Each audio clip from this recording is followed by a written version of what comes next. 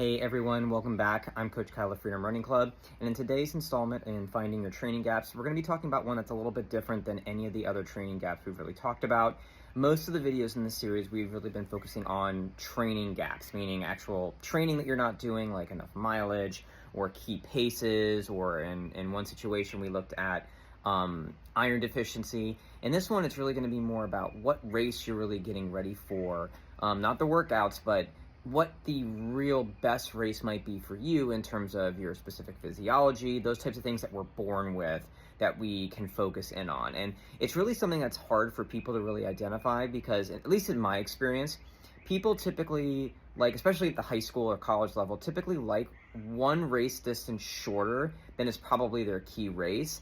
But that's not always the case, and that's not the case in this particular training gap we're going to be talking about here.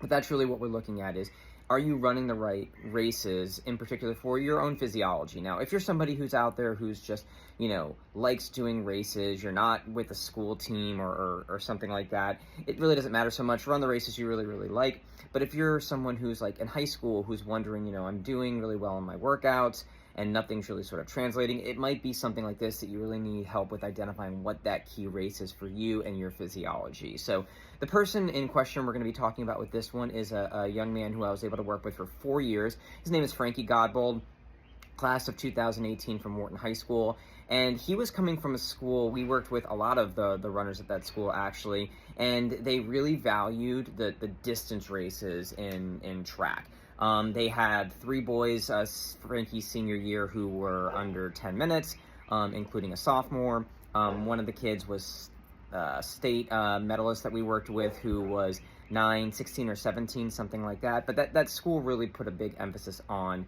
the distance races. So Frankie really wanted to continue with that, and he really wanted to work on the 2 mile and the mile and all the time we were working with him. And he did really well in all of his workouts, but it never really translated to the end of his race, really putting it together. He always ran out of gas, even though he put together some really, really strong workouts. But even with all those aerobic workouts that he was really doing well in, those long runs, VO2 max, tempo runs, all those things that he really excelled in and not able to really kind of put those races together, he always ran out of gas. A couple of key training types really stood out to us when we were looking at it and trying to figure out what his training gap was in terms of his race.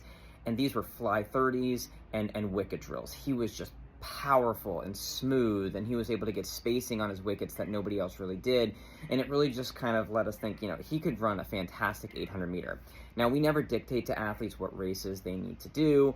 We can make strong suggestions. And, as Frankie got even bigger and stronger, we were like, hey, we really should try that 800. Even though it never really worked out. He did 800s here and there, but I think never really kind of committed to it the way he could have, like he did at the end of his senior season. So we're getting to the end of his senior season.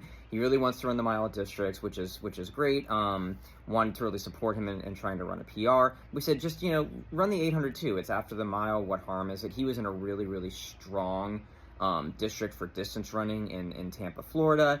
And he really didn't have a great chance of getting out on the mile, just wanted to run the PR, and he did. So then he lined up for the 800 with a PR of 2:08. And again, 2:08 for a high school boy is certainly not one that, everything that I've been saying here where you're like, why would you even care? 2:08, that's, for years of training. Why would you think he's a good 800 meter runner? And it was just something about the way he ran those.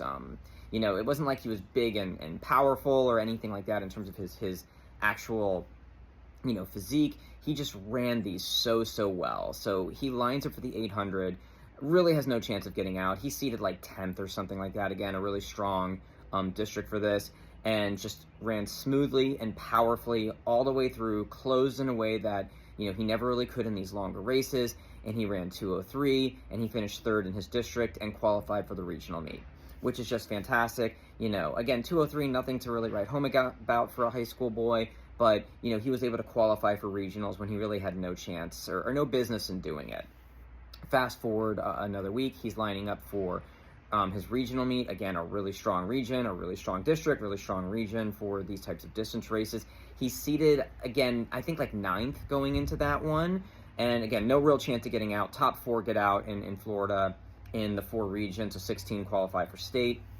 So he goes out there and again, just runs smoothly, powerfully, no pressure, no trying to force anything. And in the last 300 meters, he goes from 8th place to 3rd place and runs 1:57, just a fantastic time for a high school boy, and qualifies for the state meet. First time individually making it to the state meet. He made it with his team a couple times in cross country, 4x8, that kind of thing. And it really just came down to that fact that we kept seeing this in his practices, in his workouts and everything. And again, just because you're good at something doesn't necessarily mean that you have to do it, but that's one of the things that we can really do. And what we do here at Freedom Running Club is really kind of help identify what could your key race be. If you're really running strong workouts, you know you're putting everything into it. It might be that it's another training gap, but it also just might be that you're not in the race for you. In fact, we're going to do a second part of training gaps in terms of finding the right race for you. We have somebody in the exact opposite who thought he was an 800-meter runner and ended up running some really strong 3,200 meters and also qualified for state in his senior year. So stay tuned for that as we get into it.